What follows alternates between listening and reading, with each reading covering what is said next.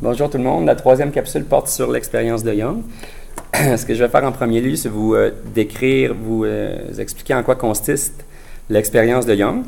Ce que vous voyez sur la figure à gauche, comment Thomas Young a réalisé son expérience, c'est qu'il est parti avec la lumière du soleil et cette lumière-là qui s'est dirigée vers une fente. Donc la fente, elle est très très petite, là, la grosseur d'un trou d'aiguille.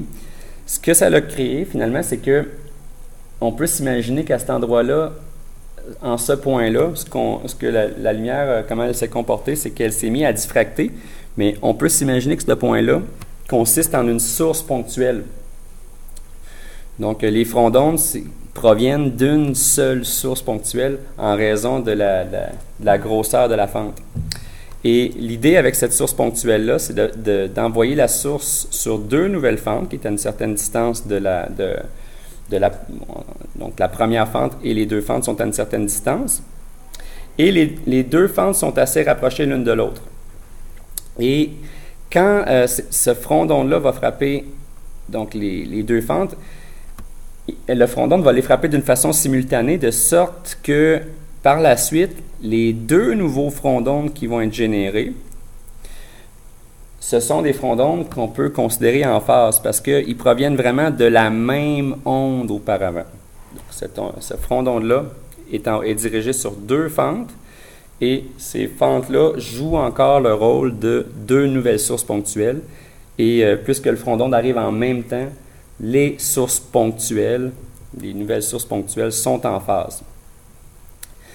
Et ce que vous voyez donc à droite de la figure, là, ça ressemble beaucoup à ce qui a été montré avec la première capsule. C'était un petit peu l'idée, c'est de reproduire ce qui a été vu avec la première capsule, donc deux sources en phase, mais là, on est en lien avec la lumière.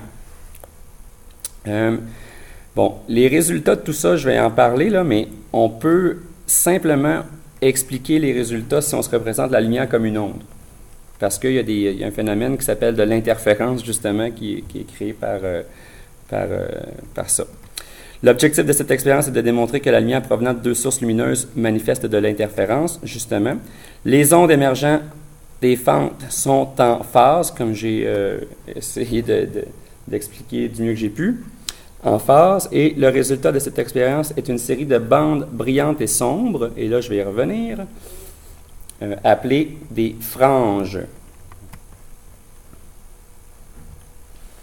Quand on pense à la première capsule, ça peut être des zones où est-ce que la vague est nulle, des zones où est-ce que la vague est amplifiée, des zones où est-ce que la vague est nulle, et ainsi de suite. Donc, la série de bandes brillantes et sombres, on appelle ça pour la lumière des franges. OK. Ici, ce que je veux vous montrer, c'est que j'ai recopié l'image de la figure de la page précédente pour faire le lien entre le dessin que vous voyez en bas ici et puis la partie de droite de l'expérimentation de Young. Cette partie-là montre finalement que quand le front d'onde frappe simultanément chacune des fentes, chaque fente joue le rôle d'une source par la suite. Chaque source émet un front d'onde et ces fronts d'onde-là sont en phase. Donc, ils commencent vraiment les ondes à se propager de la même façon. Ce qu'on veut étudier, c'est ce qui se passe lorsque ces ondes-là se superposent et on peut voir la superposition sur un écran.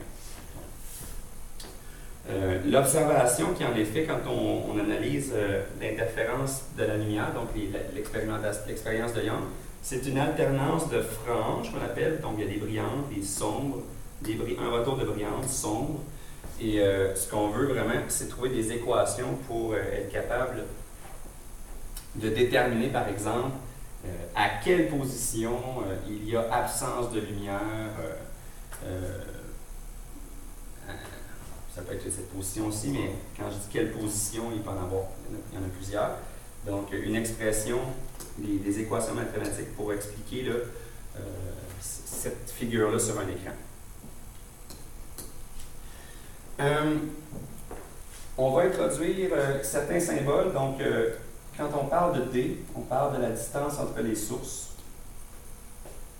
C'est une distance, là, vu qu'on travaille avec la lumière, c'est une distance qui est très faible.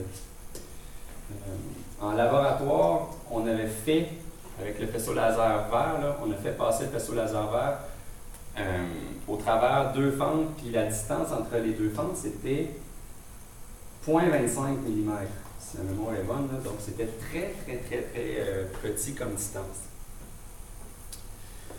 Ça a des implications justement dans les approximations qu'on va faire après. La distance entre les sources et un écran, L, là ça peut être des fois de l'ordre du mètre. On symbolise ça par L. Et la position d'une frange, donc la position où est-ce que ici il y a absence de lumière, on note ça Y. C'est vraiment la distance entre le centre de l'écran et la position de la frange, à une position verticale. Il y a, disons, de cette figure-là, il y a deux équations qui vont ressortir. La première équation, on peut l'obtenir avec la construction d'un triangle. Je vais l'encadrer en magenta, en rose, violet. Ce triangle rectangle-là, on pourrait écrire une équation comme, c'est un triangle rectangle en passant. Donc c'est vraiment un triangle rectangle qui est construit. Cet angle-là, ou le sinus de cet angle-là, est défini de la façon suivante. C'est le rapport entre ce que j'appelle delta et l'hypoténuse qui représente le d, la distance entre les deux fentes. Qu'est-ce que ça représente, ce delta-là? Ça représente une différence de marche. Et là, on va faire une approximation. C'est que la distance entre la source S1 et le point sur l'écran, ça a approximativement la même longueur que la distance entre ce point-ci, okay, à cause de la perpendiculaire qui est dessinée, là, ce point-ci et ce point-ci. Pourquoi on a le droit de faire cette approximation-là? C'est que, en raison de la proximité entre les deux sources, on peut supposer que les deux traits orangés là, sont parallèles entre eux, justement à cause que les sources sont très rapprochées. On peut supposer qu'ils sont parallèles, donc qui ont la même longueur. Et c'est ça. Donc le delta représente une différence de marche. Et ça a été défini, la différence de marche, dans la première capsule. Le deuxième triangle, je vais faire en vert. C'est un triangle qui est semblable au premier. Je reviendrai en classe là, pour vous expliquer pourquoi c'est semblable, mais c'est vraiment un triangle qui est semblable au premier. Donc l'angle qui est ici, l'angle θ, c'est le même angle que l'angle θ qui est ici. Et ce qu'on peut faire avec ça, c'est on peut s'écrire une expression de tan θ. Le tan de θ va être le rapport entre le Y, position entre le centre de l'écran et un point quelconque sur l'écran, et l'hypoténuse qui représente la distance entre l'écran et les sources. On va voir qu'est-ce qu'on peut faire avec ces deux expressions-là à la page suivante.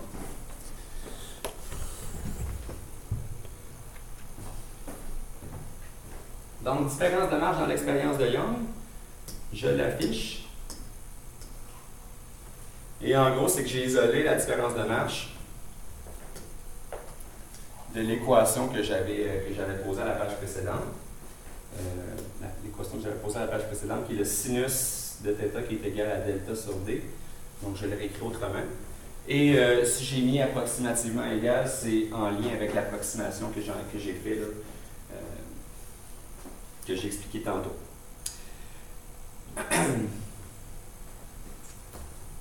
Autre équation qu'on a vue également concernant les différences de marche.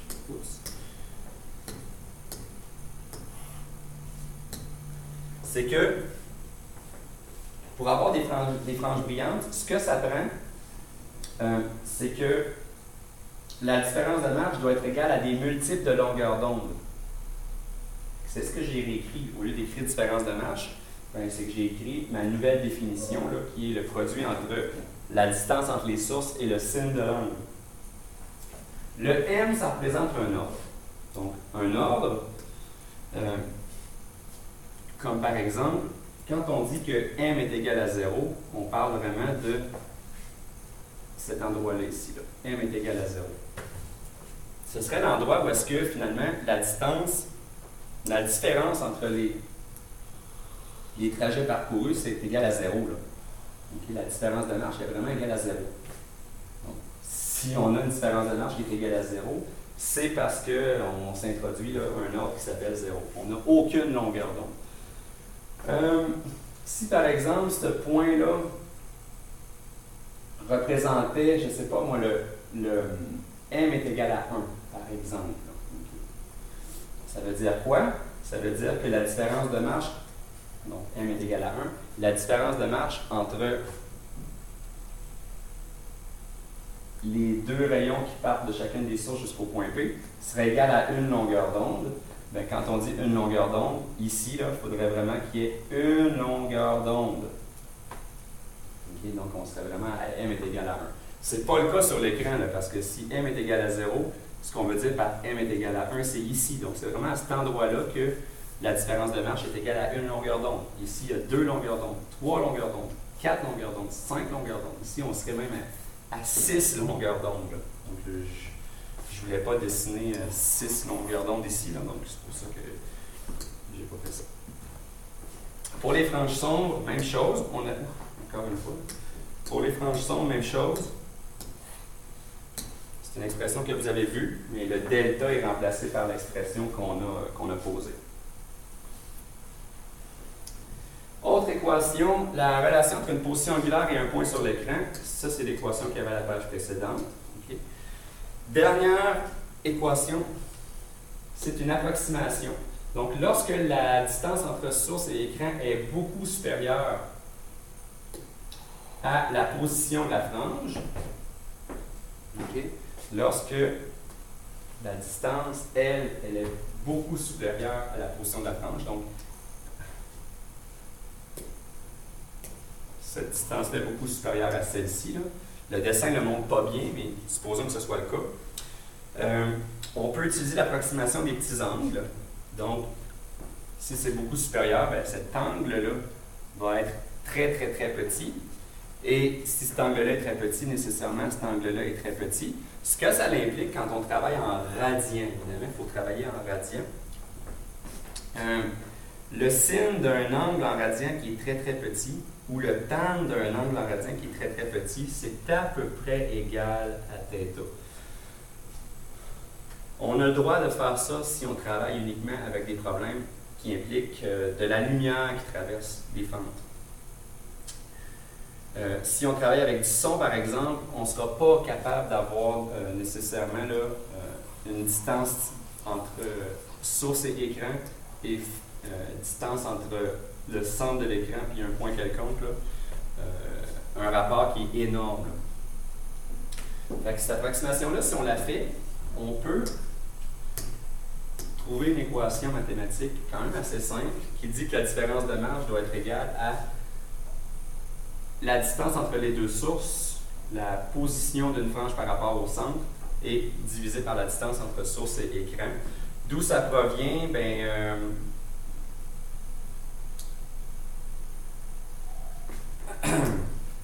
De cette équation-ci, si le sin θ est approximativement égal à tan θ et que le tan θ est approximativement égal à θ, en fait, c'était peut-être même pas nécessaire de dire que c'est approximativement égal à θ, c'est que si le sin θ est égal à tan θ puis que le tan θ est égal à y sur l, ben, on retrouve cette expression-là. Cette expression-là peut devenir utile pour certains problèmes, mais ce qui est comme démontré, ou les équations que vous voyez sur cette page-là vont être les équations que vous allez utiliser pour résoudre la plupart de vos problèmes du chapitre.